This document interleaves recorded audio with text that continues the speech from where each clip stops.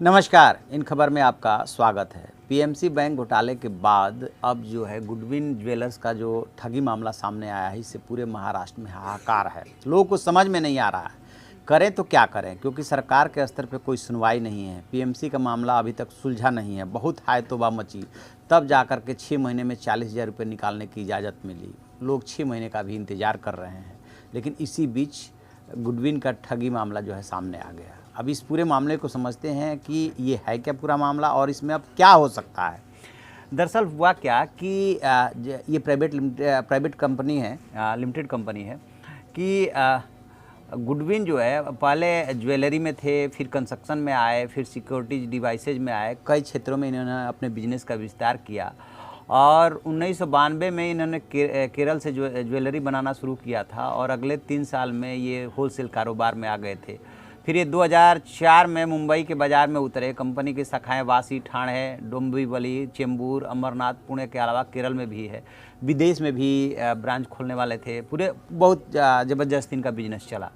अब इन्होंने आगे क्या किया कि इनको ज़्यादा पैसा कमाने की हवस जगी। फिर इन्होंने पहली स्कीम फिक्स डिपॉजिट पे 16% देना शुरू किया। पहले तो ये सोना बेचते थे, उसके बाद अब ये एफडी वगैरह भी करने लगे और जो इसके लिए फॉर्मेलिटीज होती है वो सब इन्होंने किया। 16% इंटरेस्ट दिया। दूसरी स्कीम में डिपॉजिट के 1 साल पूरा होने पर सोने के गहने देने की पेशकश की और चाहे तो निवेश करने वाला व्यक्ति सोने की जगह पे पैसा ले ले, लेकिन उसके लिए फिर इन्होंने टाइम का एक गैप रखा कि इतने दिनों तक आपको इंतज़ार करना पड़ेगा, उसके बाद आपको ये पैसा मिलेगा। ये सब चलता रहा, क्योंकि देखिए मार्केट में अभी फ़िलहाल क्या है कि 7-8% जो बैंक है वो 6% के आसपास आ गए हैं। 6 और 7 के बीच में जो उनका इंटरेस्ट रेट है, और जो सेविंग है उस पर तो 3 और 3.5 के बीच में चल रहा है। तो 16% यदि कोई कंपनी दे रही थी तो लोगों को काफ़ी अट्रैक्टिव लगा, लोगों ने यहाँ निवेश करना शुरू कर दिया। अचानक दिवाली से पहले 27 अक्टूबर को दिवाली थी और 21 अक्टूबर को ये घटनाक्रम घटित होता है कि गुडविन में जिन लोगों ने पैसा इन्वेस्ट किया था, डोंबिवली वहाँ पहुँचे इनके स्टोर पे, तो क्योंकि इनका 21 अक्टूबर को पैसा मैच्योर हो रहा, तब जा कर के पता चला कि स्टोर तो बंद हो चुका है, वहाँ पे तो कोई है ही नहीं। तब इन्हें लगा कि तो हम ठगी के शिकार हो गए। फिर लोगों ने बताना शुरू किया कि किसी ने 2 लाख, किसी ने 7 लाख, किसी ने गोल्ड में इन्वेस्ट किया था कि इसके बदले में हम गोल्ड लेंगे, अब क्या करें। तो अब ये बात आई फिर कि सब लोग मिल करके 200-250 लोग पहुँचे और इसको लेकर के पुलिस रिपोर्ट दर्ज कराई।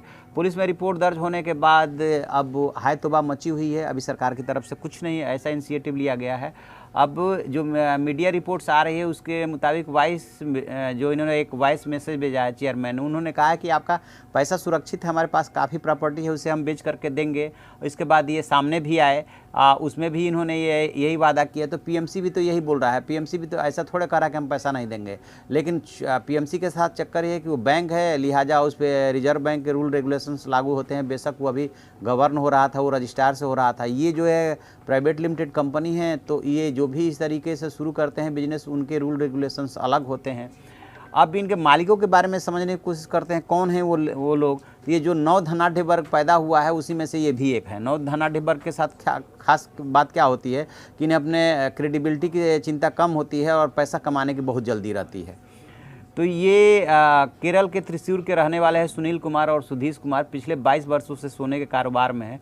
दुकान बंद होने के बाद स्टोर के मालिक लोगों को भरोसा दिला रहे हैं कि निवेश करने वालों का पैसा सुरक्षित है, पैसा मिलेगा, नहीं ये कोई नहीं जानता। अब निवेशक जो है मतलब ये तो कह रहे हैं कि हम पैसा दे देंगे, हमारे पास काफ़ी प्रॉपर्टी है, लेकिन पैसा दे देंगे और देना है तुरंत, जिसका पैसा मैच्योर हुआ है उसको पैसा वापस लेना है। इन दोनों में काफ़ी गैप है। आप प्रॉपर्टी बेचेंगे, प्रॉपर्टी के खरीदार मिलेंगे तब ना आप बेचेंगे, अभी कहाँ से बेच पाएंगे।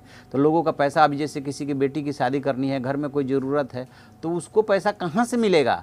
सरकार इस पर कुछ नहीं बोले। सरकार अभी आज की खबर ये आ रही है कि सरकार अभी इस बात पे विचार कर रही है कि इस तरीके की जो जितनी गोल्ड कंपनियों में लोग पैसा निवेश करते हैं उनके पैसे की सुरक्षा सुनिश्चित करने के लिए कुछ नियम कानून बनाएंगे। अब कब नियम कानून बनेगा, कैसे सुरक्षित होगा, वो बात की बात है। फिलहाल तो लोगों को पैसा चाहिए, जो मिलता हुआ सब फिलहाल तो नहीं दिख रहा। देखते हैं आगे क्या होता है इसमें। इस हाहाकार पे कैसे जो है सरकार कुछ बढ़ कर के बोलती है। प्रोमोटर्स आते हैं, प्रोमोटर्स आ भी गए हैं सामने, लेकिन उनकी बातों पे लोग भरोसा कैसे कर लें।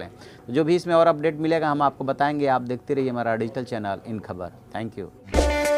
इन खबर चैनल को सब्सक्राइब करें और बेल आइकन दबाना ना भूलें।